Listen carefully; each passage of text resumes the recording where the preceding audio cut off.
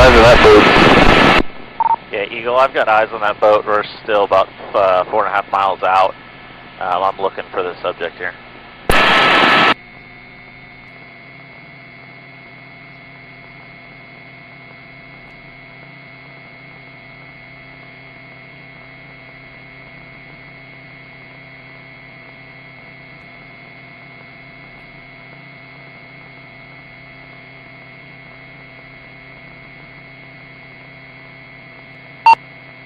Range 15, Lima 11, scanning on board.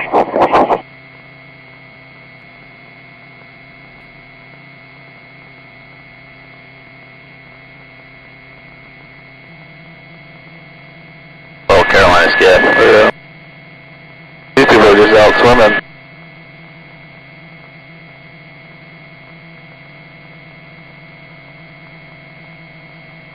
Diamond 31050. Go ahead. This guy's just snorkeling down there. Avenue and 98 straight for Juliet Sierra Golf. Will you do me a favor? Yeah. Will you tell that deputy to get down here and tell the people that are just swimming by this boat? That's what I was just about to do. Yeah. 1518. The Marine units are probably going to be able to go faster. Eagle to Lima 11. When you get down there, it looks like there's some people in the water close to the beach. You might want to get on the PA or yell over to them to get out of the water so they don't get hit by this boat. Several.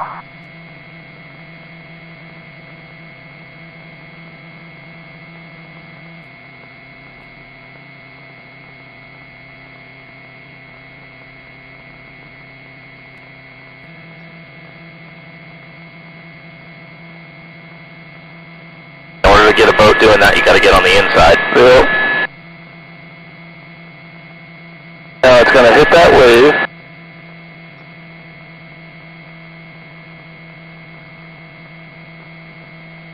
Beautiful. Radio 2324 Alpha, sending you a 13 person, 6100. Look at that, jumped right on it. Cut it off. Hell yeah. 97 and the boat is underway. Brandon, correction, Marine 24 has control of the boat. Copy.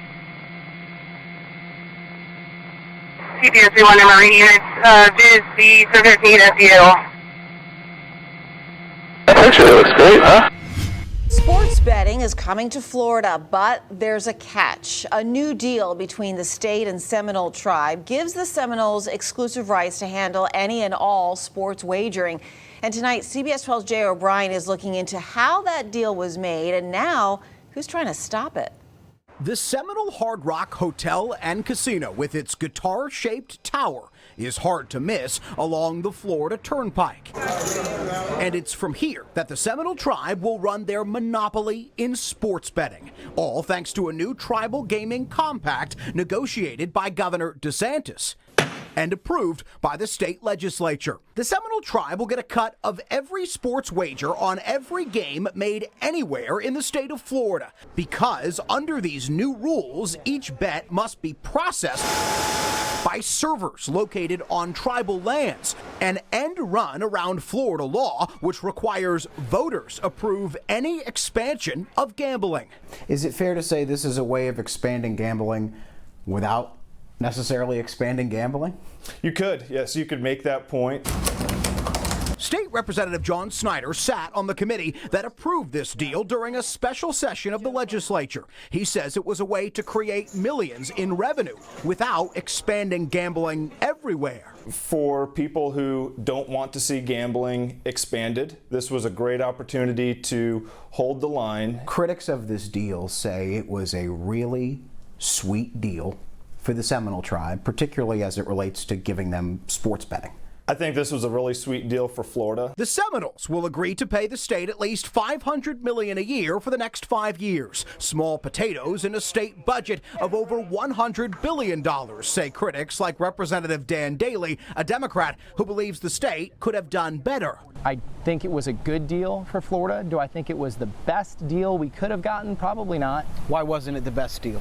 I think you probably could have gotten some more money. But Daly says signing a new deal was a priority of Governor DeSantis because the state was getting nothing from the tribe after an old gaming compact fell apart. The governor put in a lot of legwork to get the votes to support this compact. He leaned on Republicans? Absolutely. No one ever felt whipped per se by leadership. You never felt like anyone was pushing you to vote for this? I did not. And that was made clear from House leadership. Vote your conscience on this issue. Now, companies like DraftKings and FanDuel are spending millions to launch a ballot initiative asking voters to legalize sports betting, opening it up to any gaming interest, not just the Seminole tribe. The Seminoles call that a shell game, using, quote, out-of-state corporate dollars to manipulate the people of Florida. The Seminole Compact. The tribe is also fighting back in the media, running ads touting their deal with the state as safe and legal. Florida sports fans could start placing bets sometime next month, according to the Seminole tribe. A travel spokesperson also tells CBS 12 News it's important to remember that sports wagering is only a small part of this 75-page gaming agreement. But opponents say legalized sports betting is potentially worth billions, and everybody wants a piece of that action. Well, now to the coronavirus crisis. The CDC reports Florida has lost more than 50,000 people to COVID-19, but hospitalizations are going down.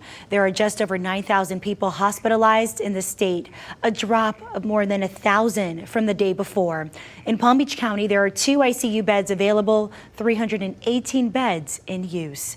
Meantime, Governor Ron DeSantis is at odds with the Biden administration again after our shipment of monoclonal antibodies was cut in half.